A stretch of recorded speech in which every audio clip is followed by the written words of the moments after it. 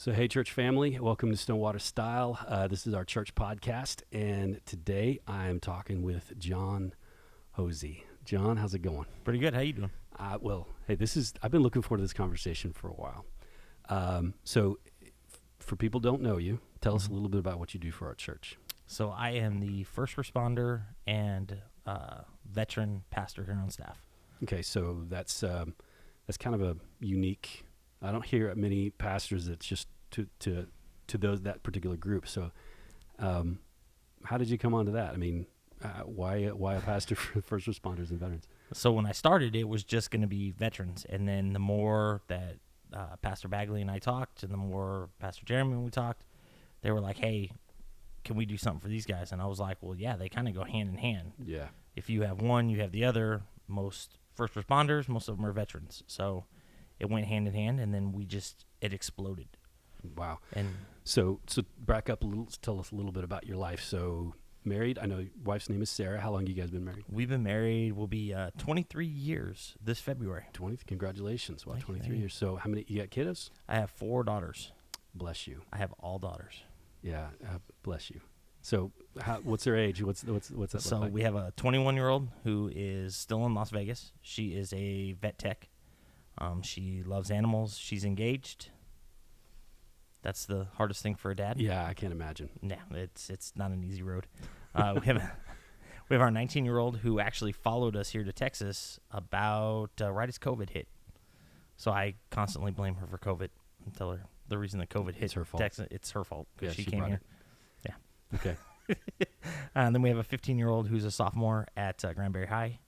And then Tyler, who is our 7-year-old, who is our flower that grew amongst the rubble, is a second grader out at Mount Brino. So you have, I mean, that's a wide, you have a 7-year-old and then one that's job fixing to get engaged. That's a long time with girls. It's no fun when you go to like a second grader's thing and they're like, "Oh, is this your first time doing this?" And you're like, "No, I have a college graduate." Yeah, pardon the pun, but I'm a bit of a veteran at this.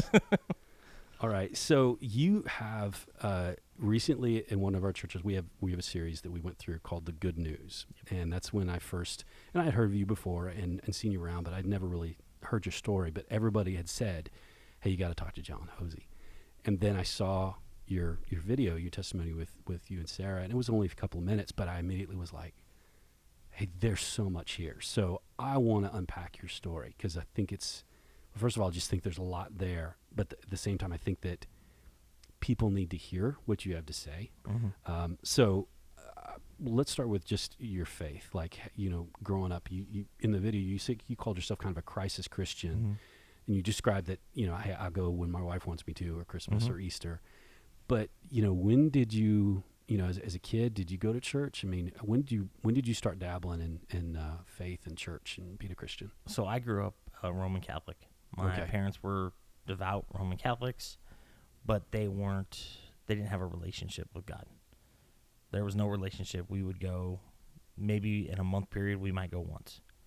And then that's when I kind of noticed, as I got older, we wouldn't go at all. When I was in high school, we never went, unless it was Christmas or Easter, and then just traditional. that was it. Just traditional stuff. Yeah, just traditional stuff. Or we would go down to my grandmother's house, and then the whole family would go, and we would take up 4 rows at church. It was just a thing. If we went down for Sunday dinner, you were going to church. Yeah. That was grandma's rules, and that's the way it was going to be, and you were going. Okay. So young man, you grew up and you joined the Army, right? So walk us, why did you join the Army? So I was an older guy, and when I mean older, for standards before September 11th, if you were above the age of 23, you were considered an old man. Well, I was 24 when I joined. It was one of those things. I was working in San Diego, and I worked for a large retailer as a loss prevention manager, and they had just filed Chapter 11. They were closing doors on some of the stores. So I didn't know God, so I panicked and was like, I'm in control. I'm doing this. And I just happened to see an Army commercial, and I called the recruiter, and they came to the house, and I literally, my wife, we already had 2 daughters at the time. Oh, wow. We had Casey and Mackenzie, and I walked in and said, "You're not going to believe what I did today." And she was like, "Oh, you got another promotion. Things are going good." And I was like, No, I called an Army recruiter today, and her mouth hit the ground. And they'll be here in 5 minutes. Okay, so I'm not a marriage counselor, but I'm guessing that didn't go over well. It didn't go over well, the initial sticker shock. Mm-hmm. After we talked and I said, hey, it's something I've always wanted to do. Okay. And, this is kind of one of those things. We'll get insurance. I threw the benefit part out that I knew. Right. And then it was one of those things. It started turning. And literally from the phone call to me leaving was a week. We packed up all of our stuff. I moved them back to my parents' house. And I went to Fort Benning, Georgia. At 24. At 24. So this is post 9/11? This is post 9/11. Okay. So so walk through that, that part of time. You joined at 24, and then we really need to talk about June 9th, 2012, Mm-hmm. right? So tell me about your growth as a soldier. Tell me how you wound up in Afghanistan. So that was actually my fourth deployment. I had already done 2 to Iraq and 1 to Afghanistan. So I had seen Afghanistan change. I had been there at the beginning of the war, and then now we come back 2011. I'm in Alaska. I'm a platoon sergeant, and then we got an E7 in, so I got bumped down to a squad leader. So I literally had this platoon of guys that I was responsible for, and we're literally on the border between Pakistan and Afghanistan in what we called the Wild Wild West. Why'd you call it the Wild Wild West? There would be a daily time of rockets coming in. We'd be out barbecuing. So being out at an outpost like we were, our meals were MREs. Yep. Mind you, even 2011, we've been at war for 10 years. So you would think that we would have chow halls and all this stuff. Well, not at the little bases. Not at the little forward bases. We didn't have that stuff. So we would eat MREs, or we'd make deals with the locals and get meat and stuff from them, and then we'd boil it or we'd barbecue it or whatnot. And when I say barbecue, we didn't have charcoal. We couldn't go to Lowe's or anything like that. We're literally burning treated wood just to make fire. So I really, really improved my barbecuing skills there in Afghanistan, because if it was slightly black, it was perfect. If it was really dark, that means it was well done, and you were good. So where did you learn to barbecue? Afghanistan. Okay, so you sounds like you multiple tours, Mm-hmm. and I want to ask you, because this is always hard with somebody who's not a soldier and not been in, because you don't know what kind of questions to ask. But immediately one is like, so I can imagine you had to go through some pretty tough stuff. I have no idea how tough, but I'm thinking, could you kind of give us some really important moments in your growth as both a man and as a soldier during those deployments? Mm-hmm. So the first deployment I had was at the very beginning of the war, and we didn't have phones where you could call or any of that stuff. If we got access to a phone, you literally had to call a switchboard, and they would transfer you to a number. So you would keep trying and keep trying and keep trying to try to get through the switchboard, and then from the switchboard to call through. So if you had a 10-minute phone call, you might actually only get to hear somebody's voice for 30 seconds because it took you that long to get through. And we would write letters and send letters off and whatnot, and boxes and all of that stuff. So you'd write a letter and you would send it off. Well, it would take 2 weeks to get back stateside. So we hadn't improved the mail system yet like we have there. So as time went on, I found it. And then from Afghanistan, I went to Iraq at the beginning. So again, we didn't have phones set up, but we had satellite phones. And satellite phones were a lot easier. But I still would let the lower enlisted guys use the phones more to call, because I found it was easier being deployed to go 6 weeks, 12 weeks without calling. Because if you're calling constantly, it's like you're there and you're not seeing them and you're missing them, and it would cause more pain on the heart than doing that or sending a letter or whatnot. And it really improved my handwriting skills being gone. Yeah. So tell me a little bit about, what it was like between you and Sarah during that time. I mean, not talking and just letters, and your girls are growing up a little bit, I'm sure.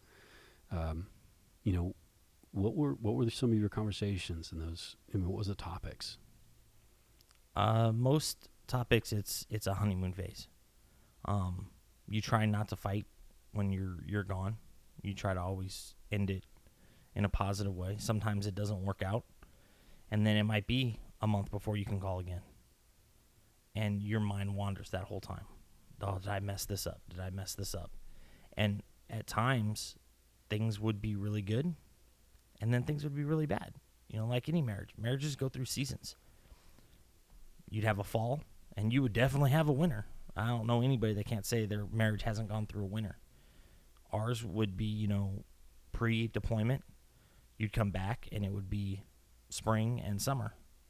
And then, you know, as you were getting ready to train up to go again, It was like your fall. it would be your fall. And Yeah. it was a constant cycle.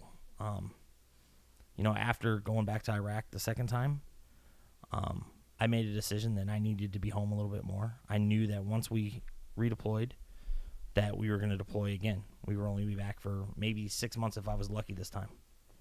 And we were going to redeploy again. So I made a decision to become an instructor at the airborne school.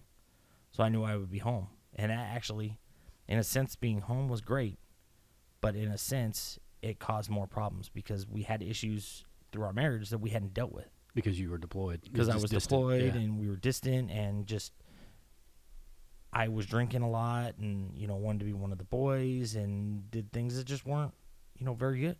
So when you became an instructor at the airborne school, how old were you at that time? Probably 30, 31, So right around there. Yeah. So, all right. So, jump ahead to Afghanistan, 2012. Right. This is not your first rodeo. Mm-mm. So, walk us through this day. And I know you got a tattoo, reborn 9 June 2012. Mm-hmm. All right. So let's walk through that day.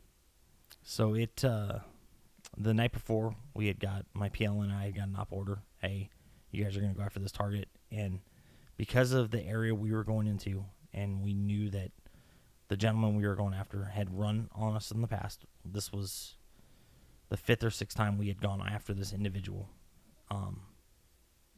I asked, you know, hey, can we go in by air? Can we request air assets, go in by air? And denied. Nope, you guys are going by trucks. And if you've ever seen these trucks, they're not like your Ford or Chevy that you see on the side of the road. These are big vehicles you can hear coming from miles away, and you see them because they kick up a lot of dirt. So it was what it was. We went to bed, got up really early the next morning, got up, did my normal routine, got the guys up. But when I got up, I just felt something off.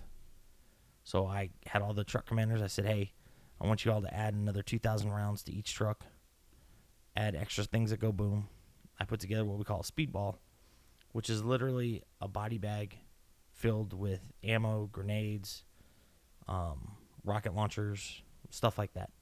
Stuff if we actually get into contact and things are bad and we're running low on ammo and the QRF can't get to us, which is a quick reaction force, the helicopter will land, they'll throw this speedball on, the helicopter will fly over us, and they'll push it out. So at least we have something to sustain us until... A little bit of insurance. Yeah, until somebody else can get there on the ground. Obviously, a platoon in contact, they're not going to risk, you know, a $5 million helicopter or $30 million helicopter for a bunch of grunts on the ground. So, but they will drop out ammo for us. So you know, you saying that you had a strange feeling about it, but this isn't the first time you've gone out and done things like this. So this was a different kind of feeling, but you'd seen action in Afghanistan doing this very thing, going after these targets every day. So this is nothing new for you, but it felt different that day. Oh, it was a feeling I had never had before, like a feeling that I wouldn't make it back that day. So it was one of those things. I said, okay, hey, make sure we get all this stuff loaded up. Make sure you guys eat breakfast and go from there. And something I had never done before. Out of all of my deployments to this point, I had never called my wife before going out on a mission. Wow. And it's one of those things. People say, you know, if you do that, you're asking for trouble, whatnot. And superstition. Superstition is a huge thing in the military. Oh, yeah. Guys will wear the same socks. They'll They'll have the same routine when they get up in the morning. They'll wear Anything the to be same lucky. T-shirt. Yeah. Anything to be lucky. And it was one of those things. So I went in, I called, and it just happened to be that Sarah was on vacation. I had just come back from R&R a month before that. So she was saying, oh, she was going to the wedding park. And this is how you know you've been married a long time. When you ask her, you're going to a water park? Isn't it that time of the month? And she started laughing. She goes, wait a minute, where is my? And we started joking, and I was like, there is no way that you are. It's not a possibility. She was pregnant. Yeah, that she would be pregnant. And so we joked about it and laughed, and I went into the briefing room, and one of the other squad leaders was like, dude, I got a weird feeling that something's going to happen. I was like, well, that's why I put the extra ammo. And he goes, no, there's something weird in the air. And we were talking about it, and one of our interpreters came in and said, hey, the Afghan Border Patrol, they say they don't have any gas. They're not going with you guys today. Which we knew was bogus because they had got a fuel delivery the day before. And some things started to happen. My Afghan platoon sergeant counterpart came in and was like, hey, Shadow, I got a bad feeling. So what did they call you? They called me Shadow. I was always the guy that was in an overwatch position, overwatching the guys, and my job was to eliminate targets. Shadow. Mm-hmm. Okay. It stayed with me, and I have a tattoo on my arm now. So it was your nickname. It was my nickname. Okay, in your squad. Okay. Yeah. So that would have sent me, like, okay, so the Afghan Border Patrol's not gonna. They're not going. They know something you don't. Yeah. Basically. They're not going, but the Afghan guys that had gone on with us multiple times, the Afghan army, they were great guys. They were like, hey, we're ready to go. And the way we had it is it was my truck in the lead. Then it would be them. My PL would be behind them. And then one of our other squad leaders. And then one of my team leaders, instead of me being in the rear truck, would be in the back because I was going to lead the assault in to this house. So not the standard way you're supposed to do it. Platoon sergeant's always supposed to be in the back because his job is beans and bullets. His job is CASEVAC, all that stuff. Mm-hmm. But we kind of went, whatever worked for us is what we did. And it was one of those missions that we were going with what we knew, and we were going to do it. So we did our little briefing. We all went out, said a prayer. We loaded up the trucks, rolled out the gate, and 30 minutes later, we crest the top of the valley and started heading down into the valley. And the last thing I remember is telling Tyler, hey, turn here. And then boom. Boom. And then I woke up. It was about 2 weeks later in San Antonio. So everything in between there is just a blur of craziness. So in the testimony you gave at church, Sarah talked about, your wife talked about a phone call that you got, that she received from you during that time. Mm-hmm. And she said, you were saying, hey, somebody's dead, somebody's back hurts. I hurt. Do you remember anything? I don't remember anything. But what's crazy is when I went back to Afghanistan in 2017 for proper exit, the chaplain that was in the aid station with me said I was coherent. I was talking to people. I was having conversations. My leg was literally had a tourniquet on it because they thought I was going to lose it.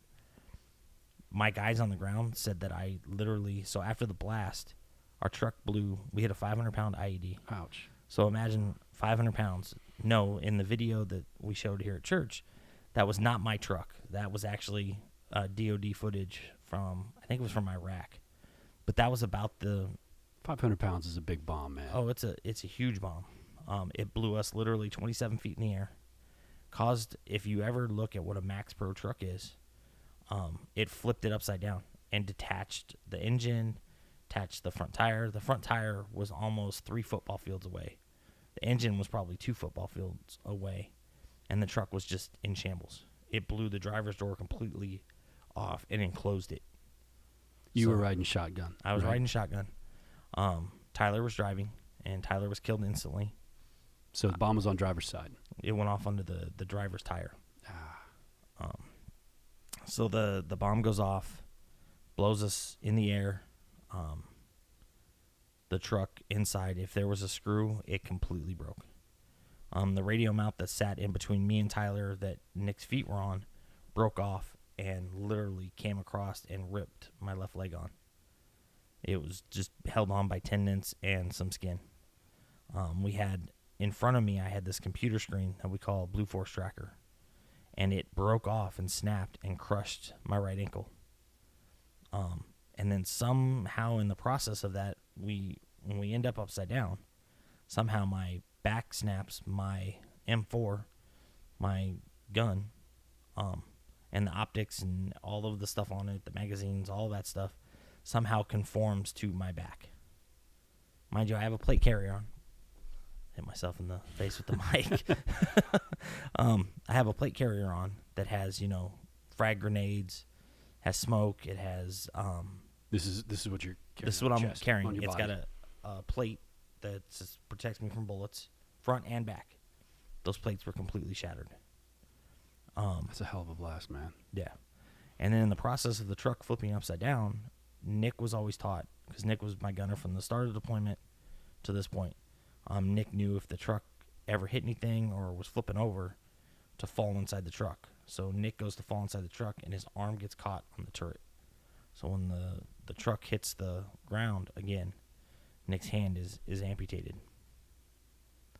Nick sees it, sees his hand laying there as he's checking himself out, picks his hand up, puts it inside his IBA, his chest protector, says, I'm going to need that later, performs self-buddy egg, and digs himself out from underneath the truck. In the process, he had checked me and Tyler and said, hey, they're both dead. There's no pulse on either one of them. And they, so at this point, whenever a U.S. service member is killed, they put a radio call for a hero flight. And that's where they fly a flag out, however many there is, a body bag and flags out, and they cover them and they put them on the aircraft. And when they put the initials out, their battle roster numbers out over the air, if you worked with people, most people will remember their buddies' battle rosters and number and whatnot. And some of my friends heard that were in country. So your number got read over the air. Mm-hmm. Yeah, when they pulled me out of the truck, they thought I was gone. They literally had me laying on a body bag, filling out a toe tag, saying that, I was gone and whatnot. And all of a sudden, the medic just happened to look over, and little squirts of blood started coming out of my left leg. Because mind you, if you picture, I'm laying there, my left leg is pretty much up by my head. Yeah. That's the best way to describe it. You could literally spin it in 360 degree, and all that's going to happen is the tendons and the skin are going to get tighter. That was all that was left. So blood started to squirt out, and then all of a sudden I sat up and freaked all of them out. And they were like, you sure your name isn't Lazarus instead of Shadow? No. No. So, that would freak people out. That'd freak me out. Yeah. And talking with doctors over the years and stuff, what they think happened was that my pulse was so low that my body just shut down. That God said, hey, relax, and put me basically into a sleep almost, just to slow my heart rate down and all of that. Trauma. Yeah. Just the trauma of what was happening. And then they put me on the medevac bird, and they flew me to Salerno, which is it was a small, now it's not a small FOB, it's a huge super base in the Providence that we were in. Sorry. So field forward operating base. Okay, thank you. So they flew me out there, and they rushed me into surgery. And in that process, somewhere in there, somebody got the bright idea of bringing me the satellite phone because they wanted me to make the notification to my wife that I had been injured. I don't know whose policy this was or anything like that, because I had never heard of it before. So they brought me the phone, and I made the phone call to Sarah to notify her that I had been hurt. And from what she says and remembers from the call, that I told her that there was a lot of blood, that my back hurt, that I couldn't feel my legs, that Tyler was gone, and that Nick was hurt bad. And then she said the phone went dead. One of our young medics had picked up the phone and said, hey, we're going to do everything we can to save your husband's life. And then it was That's dead. all that you could do. That was all. Sorry, I can't imagine, because Sarah's not here, so I can't ask her, but I will one day. Is saying, she probably had played, this kind of scenario in her head. Mm-hmm. She's got a husband who's had multiple deployments in very dangerous conflicts, Mm-hmm. and is probably thinking, it isn't going to be, it's a high possibility that I'm going to get a phone call like this one day, but I wonder what she was thinking that whole time, and what her worries must have been. Well, it was something we had always talked about if Yeah. that was to ever happen. And we both had the same opinion that if you don't talk about it, it's not going to happen. So we had, but we had things in place should it ever happen. One thing about the military and the Army in particular and the airborne community is it's a brotherhood and a sisterhood. So I have friends all over the world that even today, I might not have talked to them for a year, but I can pick up that phone and say, hey, I'm in a bad place. I need help. And they will drop what they're doing, and they'll come. So that's what Sarah did. It's funny when you say it now, it's kind of cliche. We had a black book that was always kept in our burn box that had people's phone numbers in it and email addresses and stuff like that. So Sarah pulled that book out and just started sending out net calls to people. And literally, as soon as she found out that where I was, guys that I had served with started coming to those places. Like, there were guys that came to Bagram. When they got word that I had flown from Bagram Air Base to Germany, she had friends of mine that I had served with in Germany that drove all night from Italy. They were stationed in Italy now, from Italy all the way up just to be with me. So your wife had talked to all the people, and they were with you the entire she had from people, incident to okay. So there was just the funny part is, well, it's not funny. If you ever get a call forward, and what I mean by a call forward is if the military ever says, hey, you need to come to Germany, it's your spouse isn't strong enough to make the flight from Germany stateside. So there was one doctor in Germany that was like, hey, I will get him stable to fly. I don't know if I can get him stable to fly to Texas, but I know I can get him stable to make it to Walter Reed. So he went in, did a surgery, something with my left leg. They were afraid I was going to bleed out from the altitude. Whatever it was. So how long between the moment you got hurt to Germany? 2 days, 3 days, right in there. Wow. Okay. Because it was like 4.5, 5 days before I was back to the States. Okay, so let's just talk legit about your injury. So you said your leg was messed up. Mm-hmm. You had a broken back. What else did you have? So my left femur, that was the damage to the left leg, broke the femur. Wow, so the biggest bone in your body. Strongest bone in your body, it snapped completely. And literally because that of was blast side, right? That was blast side. Yeah. So it basically ripped it out. And for a long time, I would tell people that I got bit by a shark just to cover it up. It was kind of embarrassing. I had this big chunk missing out of your leg. And, John, just to say, if you have to go with the story about how you lost a big chunk of your leg, a 500-pound IED sounds a little bit cooler than being bitten by a shark. Not if you're at the beach. That's true. Okay, go with the shark at the beach. So what else was going on? So I had a crushed right ankle, and my back was destroyed. There's no other way to describe it. Basically, all of from the thoracic down was just destroyed. It basically crush up all the bone and then stick it in there and be like, okay, you're good. Oh. That's basically what happened. So that's why I didn't have any feeling in my legs or anything like that. And one thing I will say about military doctors, if they knew they couldn't handle it, they didn't mess with it. They got me stable. They got me moved from Afghanistan to Germany. And then from Germany, they had a choice. I was either going to Walter Reed, which is usually where limb salvages and amputees went, or you would go to Fort Sam Houston. And at the time, they were sending most Army guys that were possible limb salvages to Brooke Army Medical Center in San Antonio. So they didn't know if I was going to make the flight. So literally, Sarah had Madison's godparents meet the plane in Washington at, I think it was Andrews, to make sure I was stable and that I was going on, that I didn't get pulled off. They made sure I was good, and my brother-in-law, actually one of the flight nurses that was on my plane, who I'm proud to say now is actually an Army warrant officer. She just finished warrant officer school. She stayed with me from Germany all the way to Brooke Army Medical Center and handed me off to my brother-in-law there. And they moved me into Brooke Army Medical Center. So when I got to Brooke Army Medical Center, Sarah tells this funny story of me being really, really agitated when they got me in, because they were switching all the lines from the German lines to the stateside lines. So I have IVs and I've got blood transfusion, I got all this stuff going on, and they're switching all these lines, and I earned the nickname Oso from all of the nurses because none of them wanted to deal with me because they were like, no, he's a brute, he's big. Oso. Yeah. Why Oso? I have no idea. I ask them all the time when we talk. We're still friends with all of my nurses from Brooke Army Medical Center.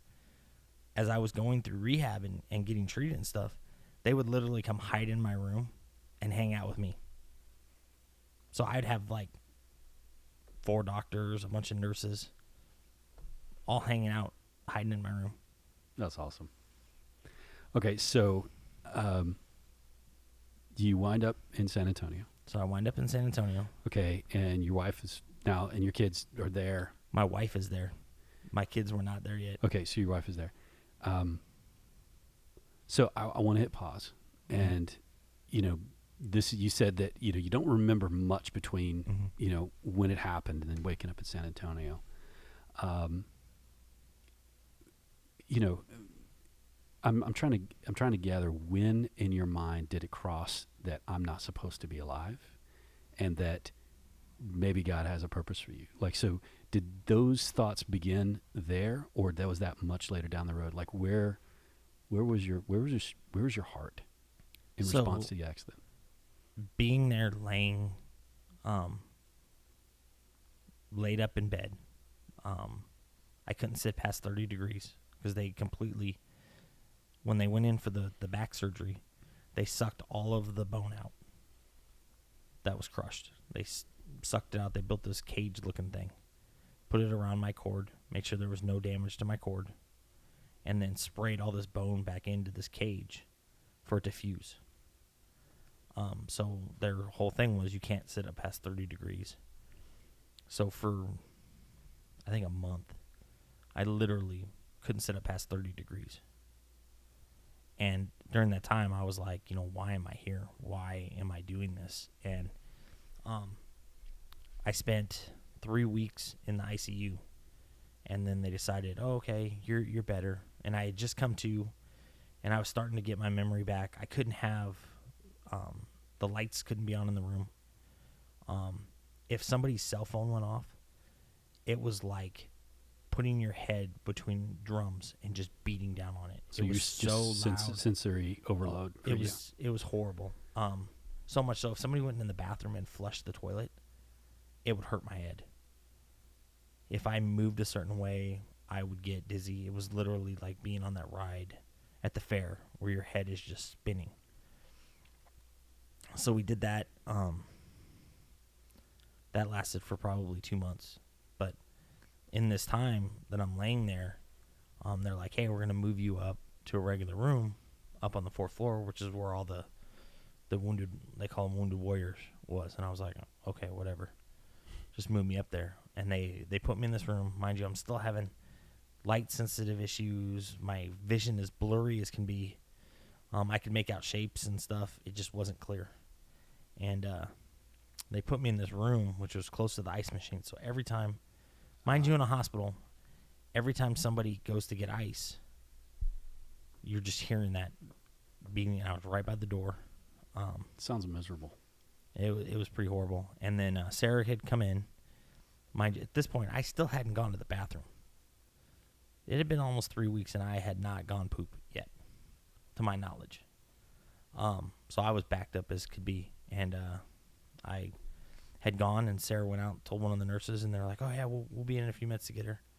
And I told Sarah, hey, go take a shower, get some rest, and then when you come back, I'm sure I'll still be good. And it's not like I'm going anywhere. She said, okay. She gave me a kiss, and she left. And it was probably 6 hours that she was gone, and she came back. And when she came in, I hadn't had any pain meds. I still hadn't been changed. I was still laying there. Mm-hmm. And I just said, I'm done. I give up. And literally, she looked at the heart monitor and watched my vitals just crash. I said, I'm done. I gave up. You didn't want to live. I didn't want to live. Imagine going to the store and picking up 2 cantaloupes. That's how my lower half looked. Everything is black and blue. Everything is swollen. My face is swollen. My hands are swollen. Vision swollen. If I had a muscle, it was swollen. Mm. And just lack of function and stuff, not being able to move, not being able to do anything. I was just like, I'm done. I gave up. I said, hey, I knew I didn't have a relationship with God, but I said, hey, God, if I'm supposed to go with you, you let me survive this, just take me now, please. I'm asking you. Just because it hurt. It just hurt. Oh. And I knew it was in for a road. And I was starting to believe the lies that I was never going to walk again. Like every doctor would come in. You're never going to walk again. You're never going to walk again. Get used to it. The Army's going to buy you this chair. They're going to do this for you. And it over and over again, you start to believe those lies. And you're just like, okay, no. And literally I had a doctor come in. We called him Dr. Eyebrows. His eyebrows were on fleek. They were on point. Still to the day, my daughters still remember him. And they're like, oh, Dr. Eyebrows was awesome. He came in and was like, no, move him back down to the ICU now. And he got me down in the ICU, got me calmed down, started working with me. And it took like 8 hours, and my vitals started to come back up. They got me cleaned up. They got me taken care of. And he's like, all right, we're going to put you back upstairs in a couple of days. I want you to rest. You're not going to be by the ice machine. We're not going to do any of that stuff to you. Why you were put in that room, I don't know. So literally, he personally walked me back up there. And I had a fantastic team of doctors there that I'm able to walk. I'm able to function today because of them. They came up and they were like, hey, early on, right as I was starting to come out, right when I started to ask for the kids and stuff, I said, hey, I really want to walk out of here. And they were like, that's not going to happen. And I said, I got $200 and a steak dinner that I walk out of this place. And they were like, you're not going to walk out of here. And my lead doctor, Dr. Anderson, who was the only Air Force person I've ever met that would wear cowboy boots in his uniform, said, you're on. You're not going to walk out of here. And I was like, okay, watch me. And literally 6 months later, I spent about 3 months at Brook Army Medical Center, and then they transferred me over to the Polytrauma Center down there for the VA. And it was intense. It was some of the hardest work I've ever put in on my body just to get moving again. 6 months of 6 rehab. months of rehab. My voice is completely different than it was accident time. I couldn't put words together. It was I had a really bad stutter. I had a speech therapist, and when I say I learned to talk again, it was literally how to refunction words and how to function and move stuff and be able to comprehend what was going on and whatnot. So cognitively, you had to relearn a lot of stuff. Oh, yeah. It was like starting over. It was like starting over. And the whole time, the thing that I think got us through most of it was the fact that Sarah was pregnant. We had found out that Sarah was pregnant. She had confirmed the day that I got blown up before she got the phone call. When you guys were joking about When we were joking about it. She was, in fact, pregnant. Yeah.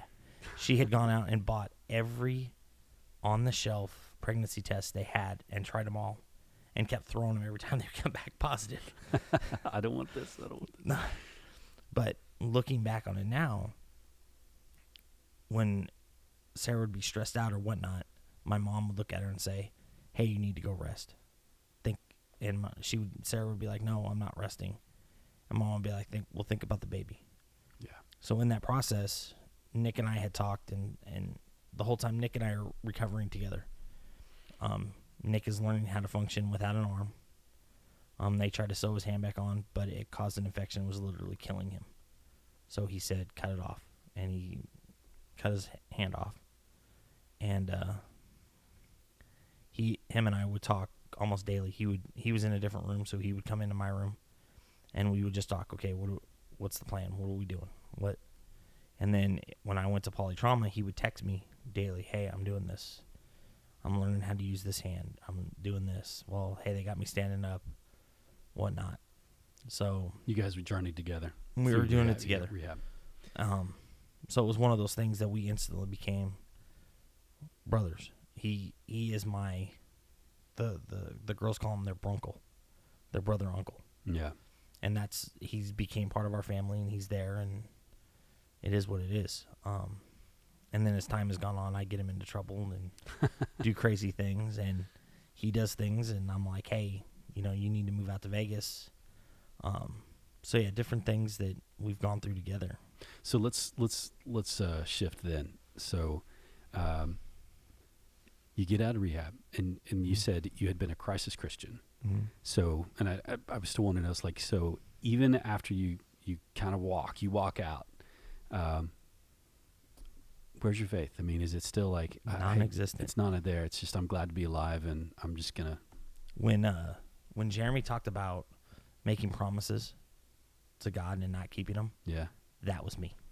So God, get me out of this, and I'll do anything you want, and then I get out of it, and yeah. You get pulled over. Hey, God, don't let me get this parking ticket, or don't let me get this speeding ticket. That was me. Oh God, hey, if you let me take these 5 more steps, I'm done.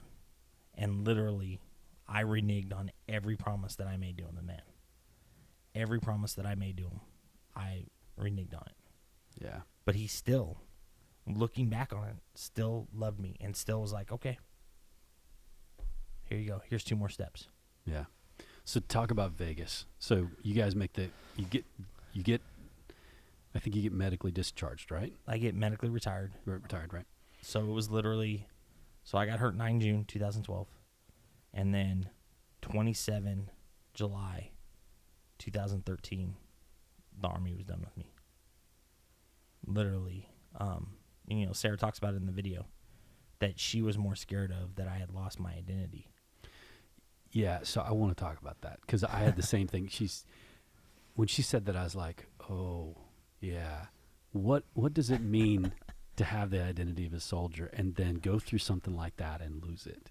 So explain that to the guys that aren't soldiers, or the guys and the ladies that aren't soldiers. So anything that you do and you bury yourself in, like we ate, slept, whatever we did was military-wise. We were a military family. We were a military community. We were military brothers and sisters. We were military everything.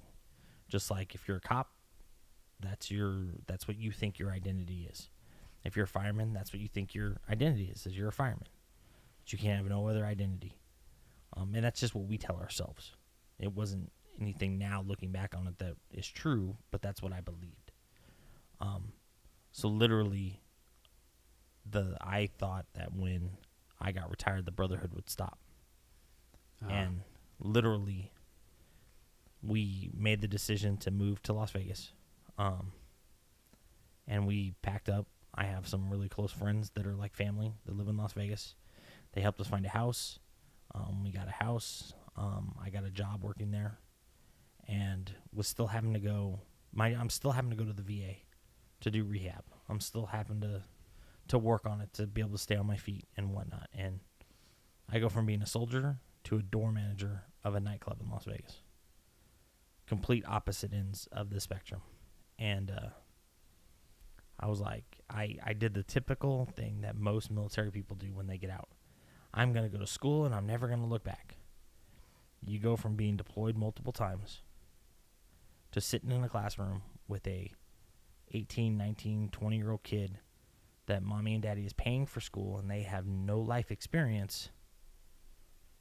You ruffle feathers very, very quickly. And it took a lot of self-control as I was going through school and whatnot. And being at a school like UNLV, of all places, I made a great friend there, a history teacher, who took me under her wing and was like, hey, I'm talking about Afghanistan and Iraq and September 11th.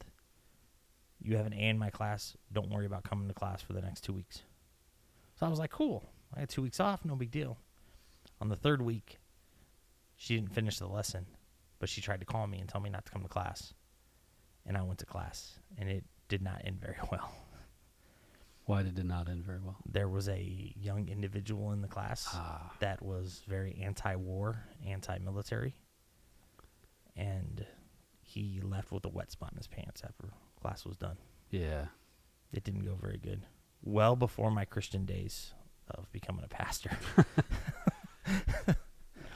So one of those things that I've confessed and repented on multiple times about. So there's another story there, but I want to keep going. Come see me one day, and we'll talk about it off of this. So, see, the identity as a soldier, and now that identity is gone. Mm-hmm. So tell me about, because there's some unraveling there. There's some huge So unraveling. what began to happen into your life, physically, spiritually, mentally? So from 2013, from July 2013 till about 2016, beginning of 2017, I was on a destructive path of doing a lot of stupid things. What kind of stupid things, John? I got heavily involved in motorcycles, and rolling with the wrong crowd in the motorcycle scene. Basically, did a lot of dumb things. Things that now, looking back on, I had left my family to serve my country, and now I was leaving my family to go on a run on a Saturday or Sunday. And I watched literally my family start to unravel because of decisions I was making and didn't know how to get myself out of it. I was literally at the bottom of the valley looking up going, how do I get out of this? And it was one of those things, I just didn't know what I was doing. And then Sarah saw it. She saw me unraveling. So how long, time frame wise, from, hey, I'm going to get a bike to now I'm not even at home on the weekends? I mean, like a year. Okay. It happened fast. It started with I got a Honda motorcycle and started riding that, and then I was like, oh, I really want a Harley. And if you know anything about the motorcycle community, you ain't riding a Honda to roll with that crew. You're a Road King, man. You got to get something. So I actually got a Road King Classic, and started just running and going and going and going. And in 1 year I put 30,000 miles on a bike just from going. That's a lot for a bike. That is a whole heck of a lot. Oh yeah, we were going constantly, and it's just one of those things. I wasn't thinking. I would literally at this time. This is when I really dove into the crisis Christian role. I literally would, just to please Sarah and keep her calm around the house, I would go 4 times a year and I'd go to a Bible study here with her or whatnot. So much so that when she would leave to go to a Bible study, I was like, oh, have fun at your cleansing. Little poke. Oh yeah, I was poking big time, and there was so much film over my eyes, and I was going down a path that just wasn't. It was self-destructing. I know with God's love I didn't, but how I didn't end up dead or in jail is beyond me. So she took matters into her own hands. That's when Alaska comes in. This is when Alaska comes in. Yes, she gets nailed constantly for telling the white lie that changed my life. So she told a little white lie about a fishing trip in Alaska for me to find Christ. It worked good. I got to give her credit for it, but I feel bad that she gets hit every time we do an interview or something. Every time we go to a speaking engagement, people are like, you really lied to your husband about a fishing trip? She wasn't technically a lie. She wasn't a lie. Yeah. We did a little bit of fishing. We just didn't tell the whole truth. We just didn't do any salmon fishing. All right, so talk about Alaska. So Sarah walks in and says, hey, I think this would be good for you and us. You go to Alaska. What exactly is the program or the... So the program is Operation Heal Our Patriots. It's run by Samaritan's Purse and Reverend Graham. It's his program. And if you know anything about the Graham family, their oldest son is an Army Ranger. We knew each other. Edward, great dude. Great guy.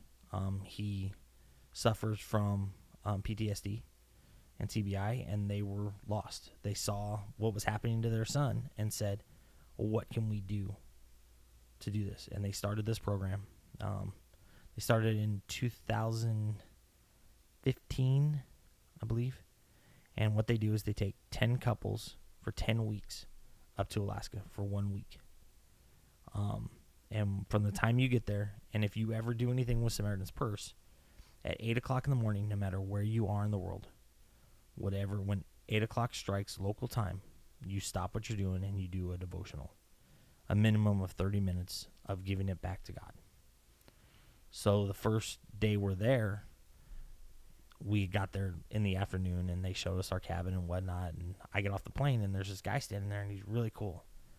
And he's talking to me about Harleys. He knows my story and I didn't know who it was. He was kind of a tall guy, good looking guy. Didn't know who he was. And we go back to the thing and the whole time Sarah's just laughing. And I'm like, what are you laughing about? And she goes, do you know who that was? And I was like, no.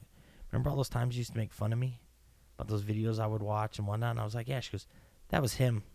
That was his dad and him. And I was like, oh. Whoops. Yeah.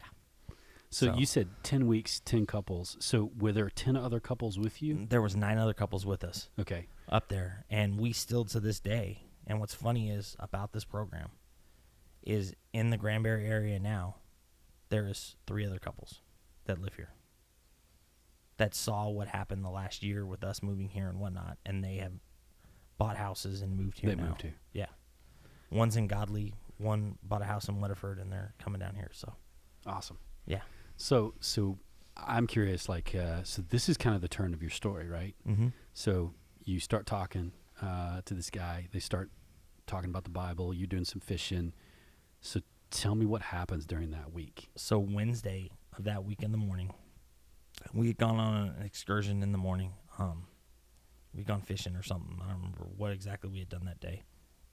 Literally that day is like a blank up to him telling Chaplain Steve, and I call him Pushy Chaplain. Whenever I see him still to this day, in my cell phone, it's Pushy Chaplain. Said, hey, you and I need to have a private conversation tonight. And literally my defenses went up and I chest bowed out. This ain't going the way you think it's going to go. Mm-hmm. No, I'm not having this conversation with you. We're not having a come to Jesus meeting. Yeah, this ain't going to go the way you think it's going to go. And we go back and I ask Sarah, I'm like, hey, do you think this is a good thing or a bad thing? And she's like, oh, it's a total good thing. He just wants to help you. And but she's playing it up. She's spinning it. Yeah, she's spinning it just 100%.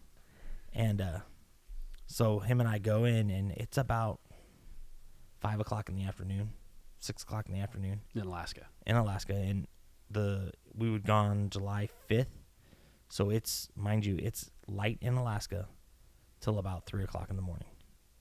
So we're in there talking, and after, I'd say it was like 3.5, 4 hours, I just felt this weight lifted off of me. Like all the deception, all of the lies, everything that I had believed for years had just fallen away. And he just, in the video I talk about, he broke it down Barney style. Yeah. He literally broke it down to a way that I could understand it, to know that because I had deployed, because I had done a mission downrange, because I had taken a life, that it was not murder, that I was doing what I was told to do, that I was fine, that my salvation was good, that I would end up in heaven.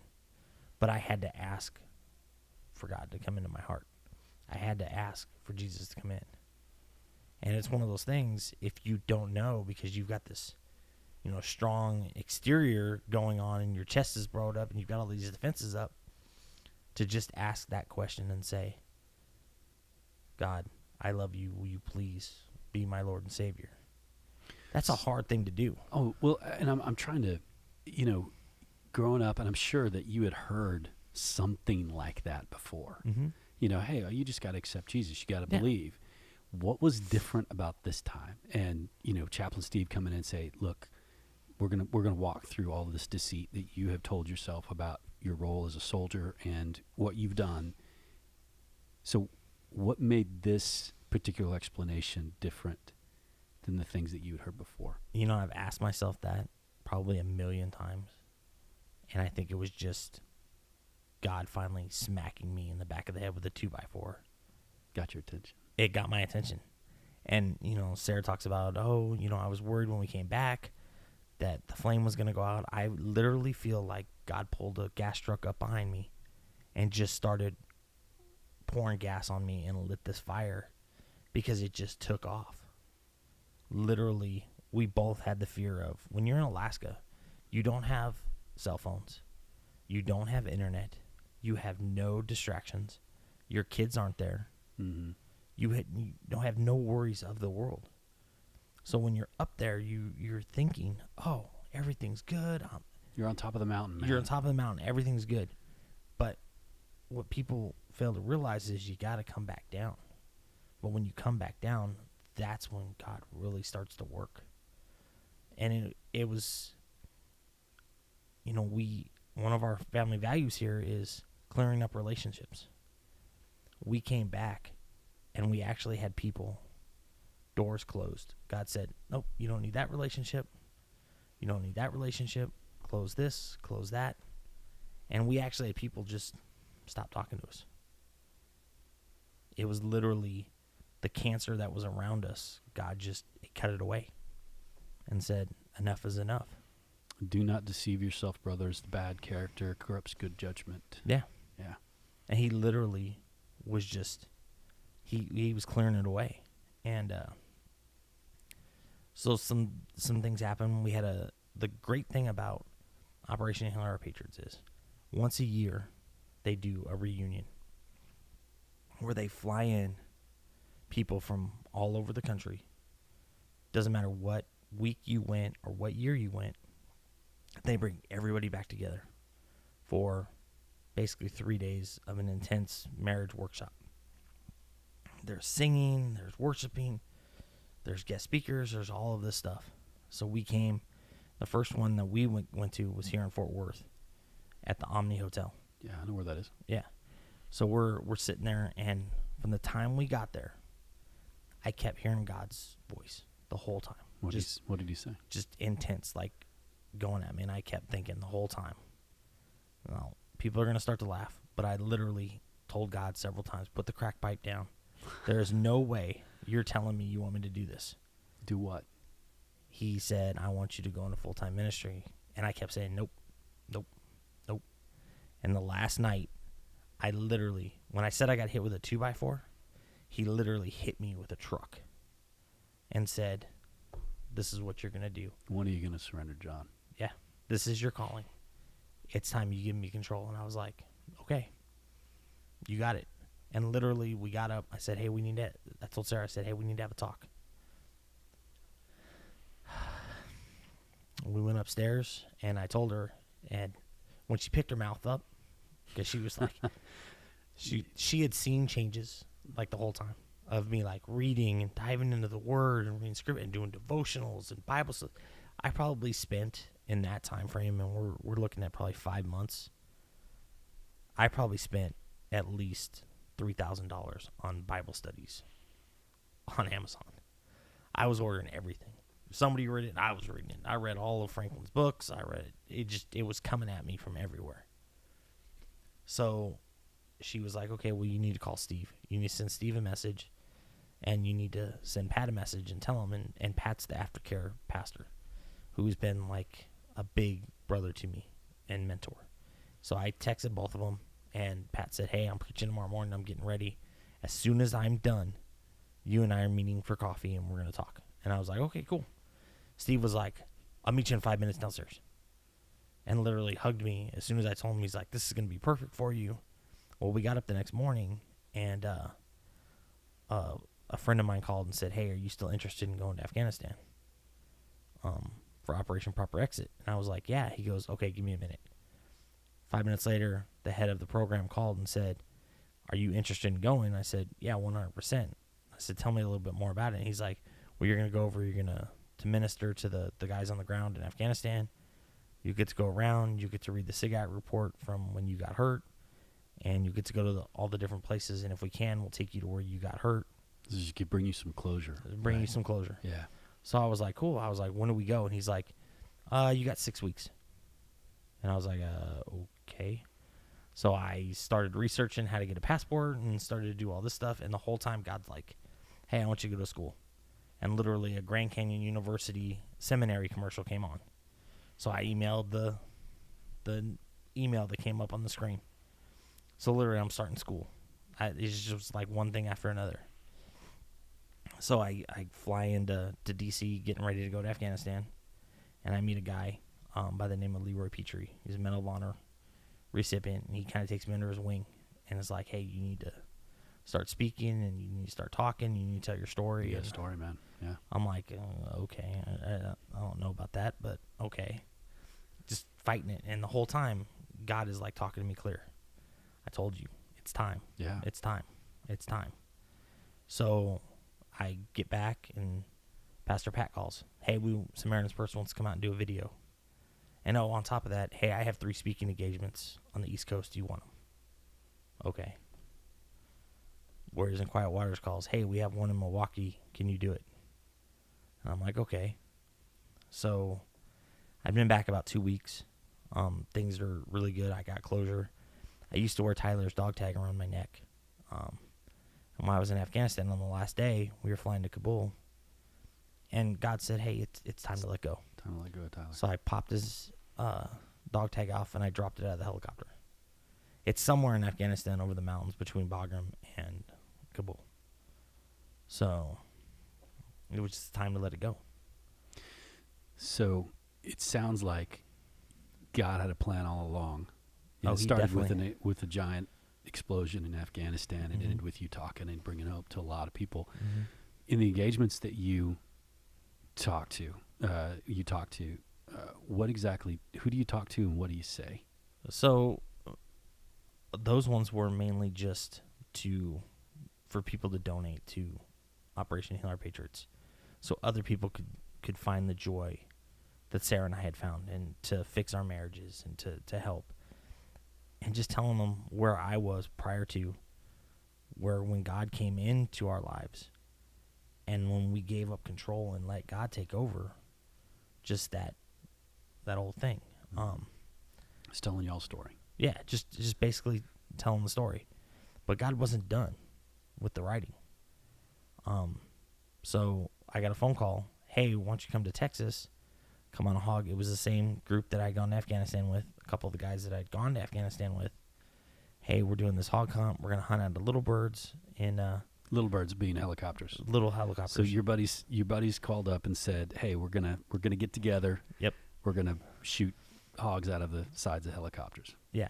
And, hey, bring Nick with you. And I'm like, all right, cool. Not a problem. One arm Nick. Right? One arm Nick. Yeah.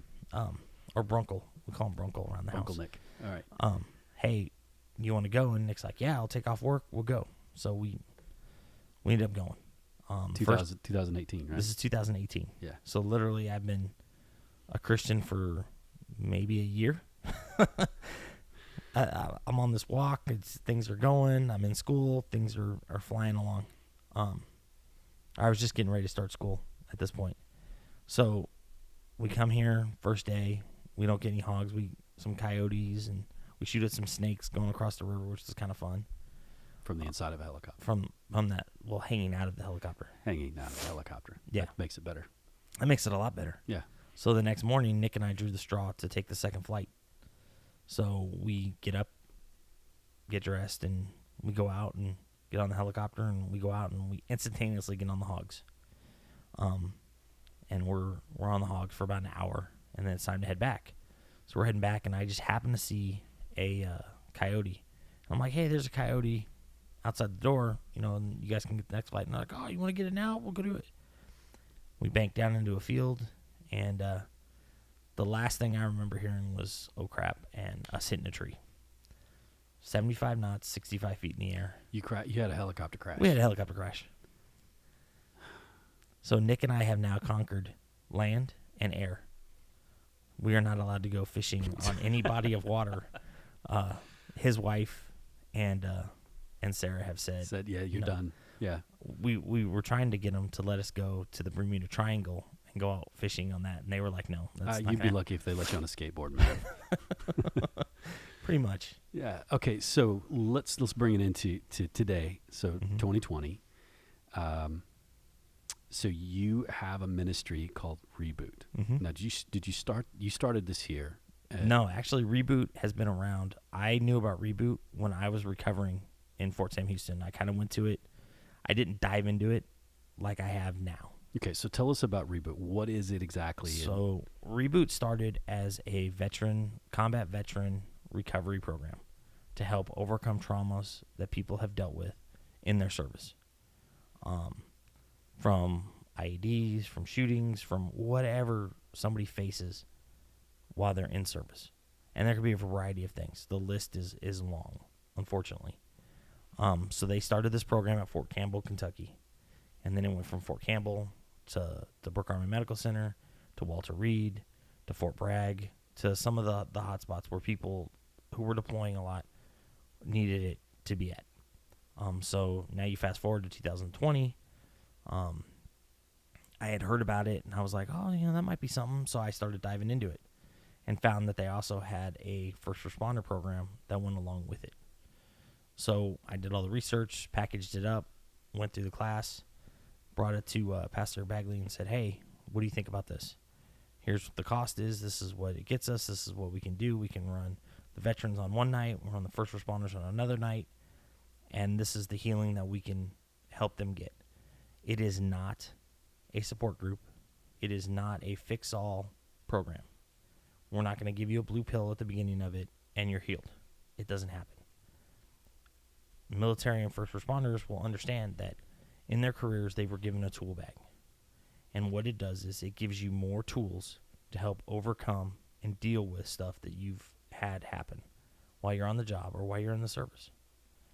So literally, it's just us giving them tools, helping them to overcome some issues and basically shoot down all of the lies that our enemy has put in front of us. So I'm curious because I know you can't really tell me this, the people and the stories that are in Reboot right now, but and maybe we can say it this way. What are some of those lies that somebody listening to you right now might believe, but need to come to Reboot to battle those lies to some degree? So talk to them. The biggest lie that somebody faces, that a military, we'll start with the veteran side first. Okay. That they've taken a life and that they have no salvation, that God doesn't love them. They carry that guilt. That guilt goes unchecked. They have survivor's remorse. They have, there isn't one veteran you can talk to that says, I don't know somebody that got killed downrange, or I don't know a veteran that's taken a life, or a veteran that's committed suicide or anything like that, because suicide is such a rampant problem in our communities, both the first responder and the veteran community, that we literally have to try to help overcome that and give people tools to overcome that. So if somebody's sitting out and they're like, oh, that's just another program, I don't need it. Well, it's not just another program. It's going step by step, giving you more tools to help you overcome the trauma, help you overcome the depression, help you overcome the anxiety, help you overcome loss of identity. And that is a huge thing. If you take somebody that was a fireman for 30 years and all of a sudden they're now retired, they don't know who they are. They're searching for what they want to do. Veterans, first responders, we all say the same thing when we're done. Oh, I'm going to go fishing every day. I'm going to go hunting. And then they do that for about a month, and they're like, I'm bored. What am I going to do? I used to put out fires. Yeah, I used to put out fires. I used to command men. Yeah. I used to run, I used to chase bank robbers. I used to do this. I used to do that. And now they're like, well, what do I do? So that depression starts in, and that's when the enemy just comes at us full bore. And if you don't have the tools, then you have no way to do it. Well, I guess Reboot also provides you don't do it alone. You're there with your brothers and sisters that are walking through the same stuff, And we talk about this a lot, that, what is it, a man who isolates himself lacks judgment.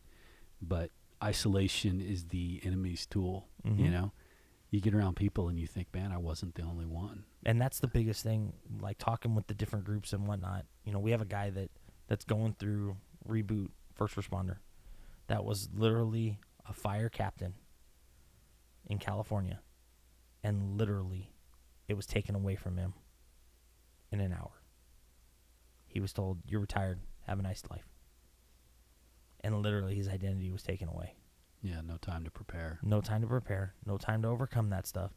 So to be in a room with people that I'm not alone, I can do this. There's a young man that came up to me on Sunday that was a Marine. His first time coming to StoneWater was the Sunday that they showed our video. Last week when Jeremy said, hey, I want you to get up. I want you to go to the Connection Center. Troy's back there. He's going to pray with you. This guy got the courage to go up there. That's amazing. Second time being in church. Monday he was in my office for 3.5 hours, and we were just talking. Just working it out. And he's starting to reboot in September.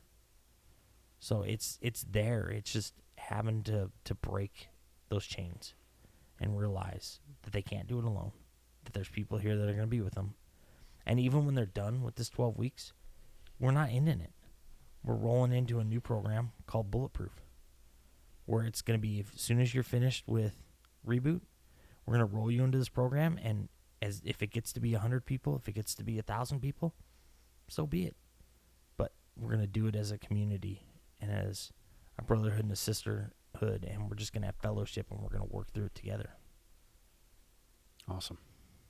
So if I'm gonna give you the last word here, and then we'll be done. So let's say somebody is listening to this, Mm-hmm. and I just want to give you a chance to talk directly to them, veteran first responder, that does not, what you just said isn't convincing them to come to Reboot, and maybe they're living right where you said they've got that guilt, they've got Mm-hmm. that whatever hanging over them. They think, like you said, they've got this already. They've proven themselves of capable individuals that maybe don't want to accept help. Their chest bows out, like you say, I can do Mm-hmm. this on my own. Talk to them. What would you tell them if they were here and you were trying to say, hey, give Reboot a chance? What would you say? So the easiest, the first thing that comes to mind is just say, hey, look, I've had those shoes on before.